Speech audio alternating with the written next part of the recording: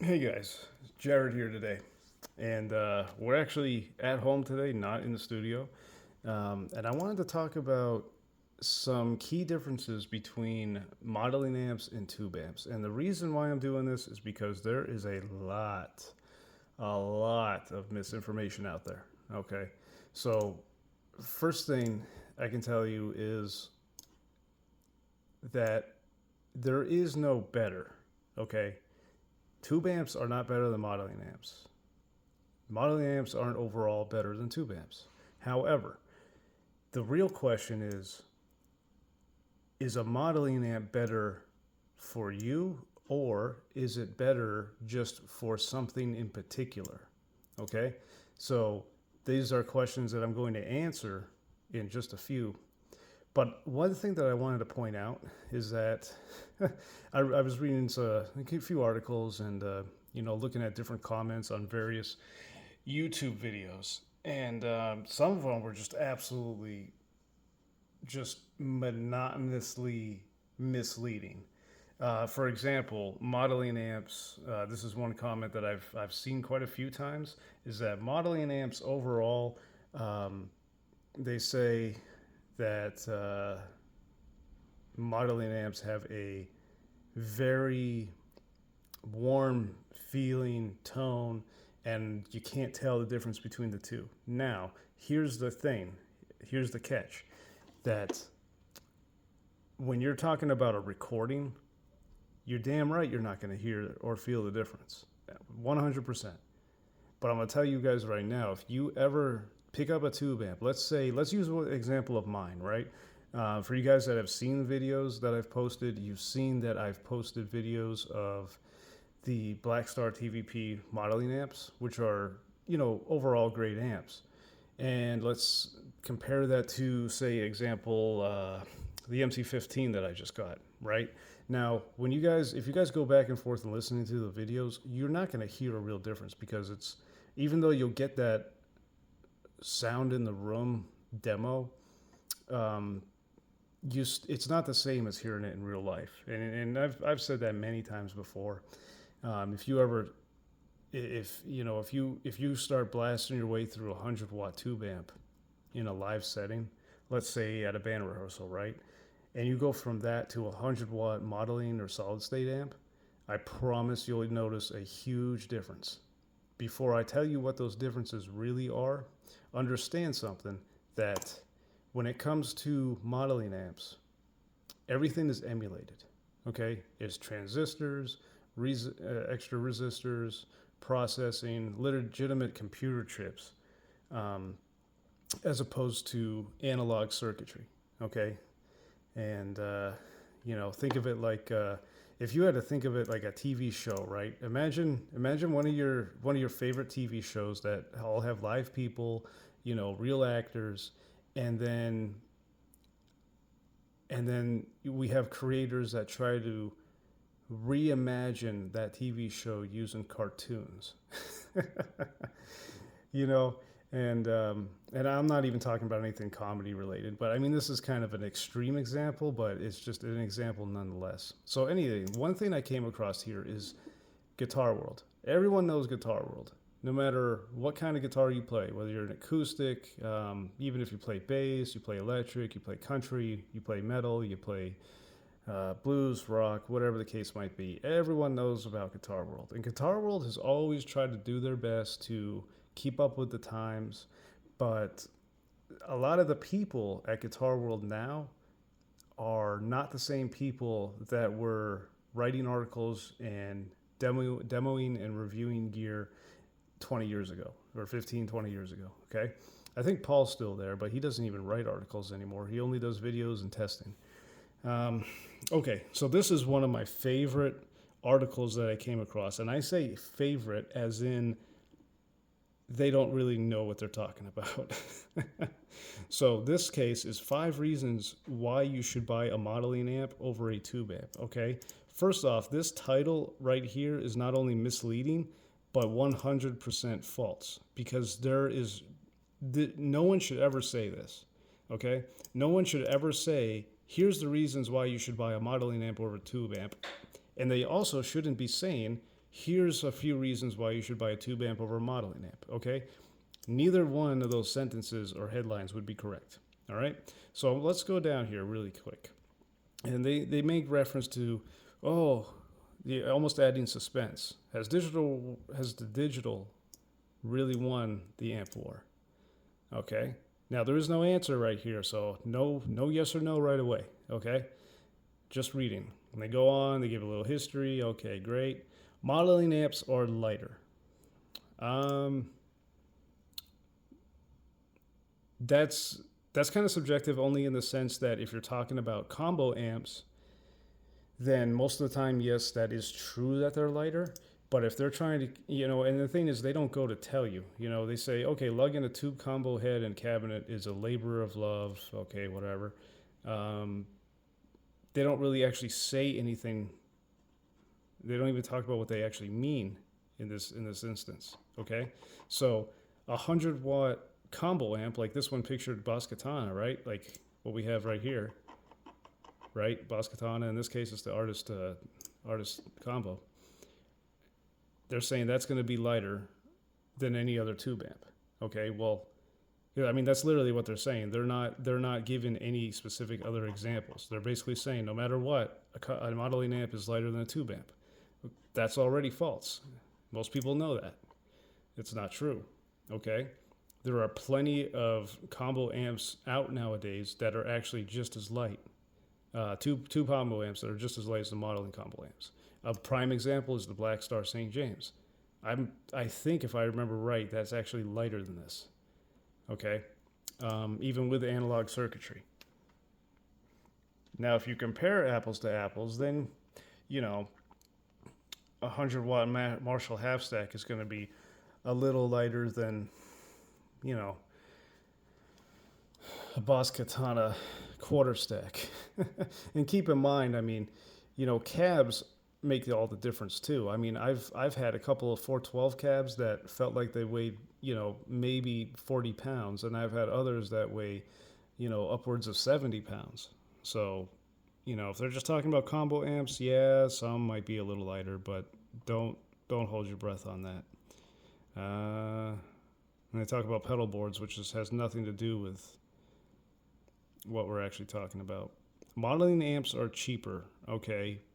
Yes, technically that is true. Modeling amps are cheaper in the sense that they're mostly maintenance free, okay? They're cheaper, they're maintenance free, but not always the same type of build quality needs to go into a modeling amp compared to a legitimate tube amp. I say legitimate tube amp as being a respective amp brand, EVH, PV, Mesa, you name it. Most of them are way better built than any modeling amps, because modeling amps don't need to have the same quality control, because most of it is all computer generated. There's an actual computer chip processor in these modeling amps. And so with that being the bulk of the tone, not including any transistors or whatnot,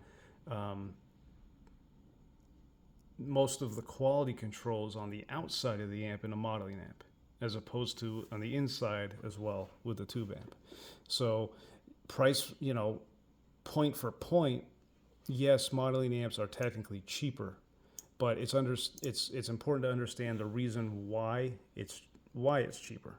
Okay, so don't think just because it's cheaper you're better off, because the age-old saying is usually you still get what you pay for, whether that was 20 years ago or whether it was 20 minutes ago.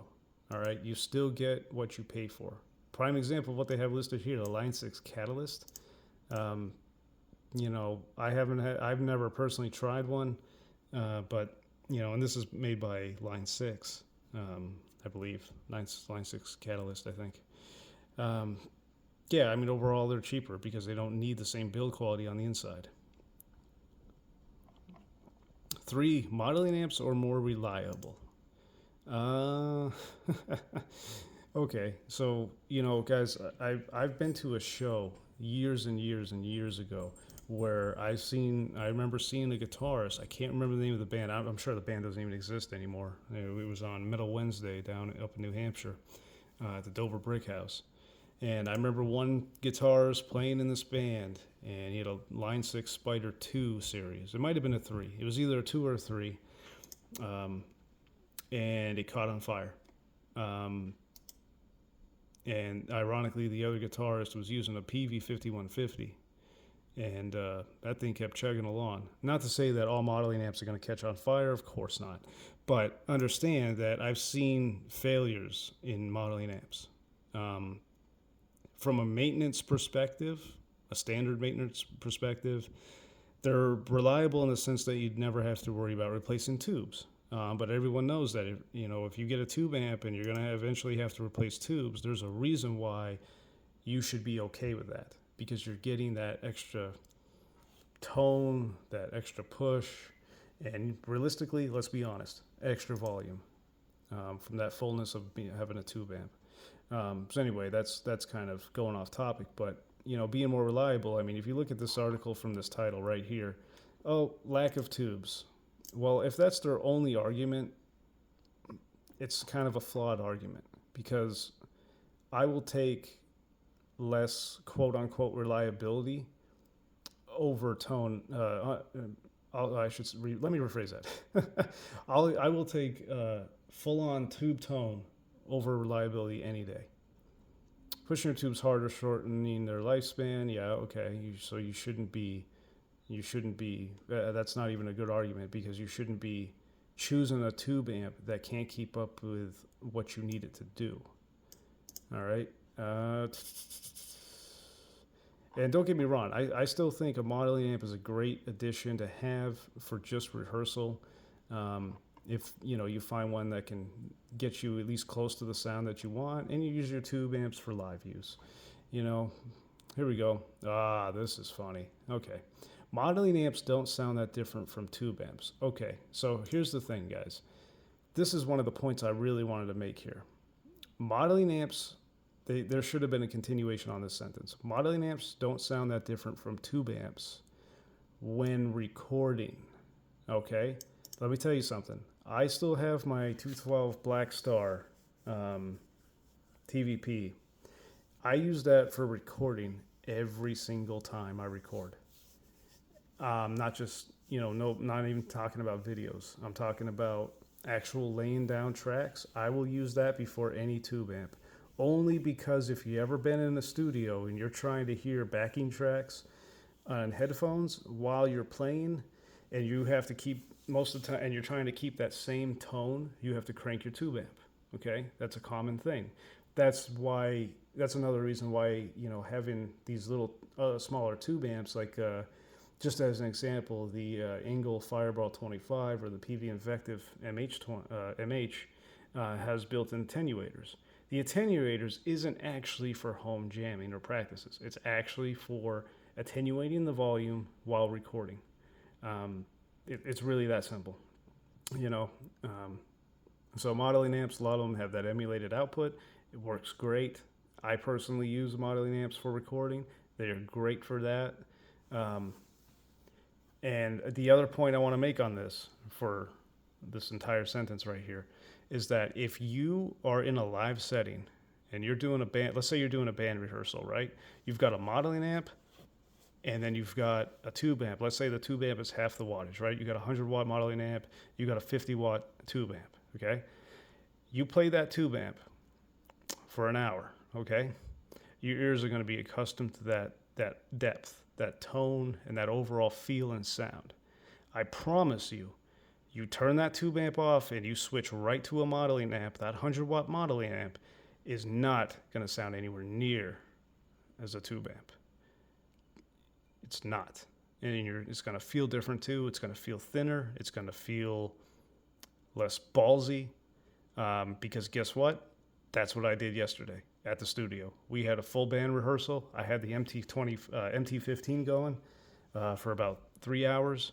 We switched it off. I switched it off because we were getting ready to leave, and then we decided last minute that we wanted to run through something real quick.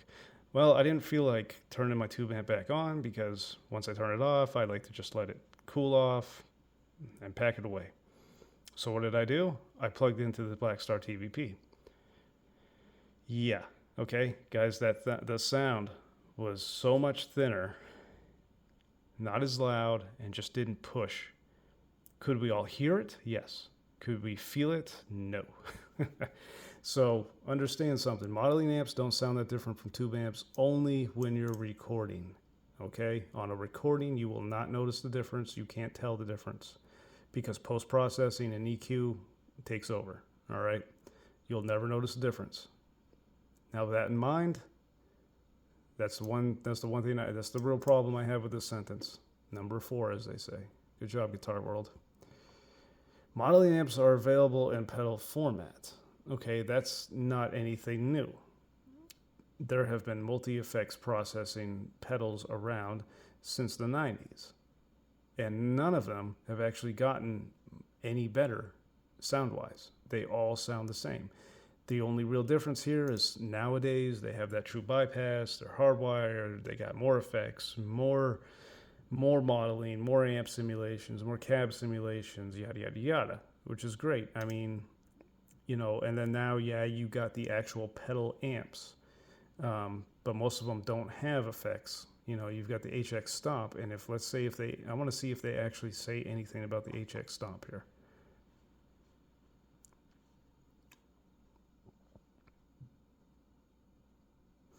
And you've got the pedal formats, but we're not talking about pedal amps. We're not. This isn't even part of the argument. This isn't even part of the reasoning behind why you would choose a modeling amp over a tube amp, ever. So yeah, I mean, they even list down the line of a lot of feels okay. Yeah, Line 6 Catalyst, $299 for what's that? 112 probably. Boss Katana, 50. Okay. So, I mean, yeah, we've got all these choices. Yeah, if you're starting out or if you just need something for recording or for practice on your own at home, then yeah, modeling amp is great. But there is no substitute for a legitimate tube amp when it comes to live use, band rehearsals, and just playing venues.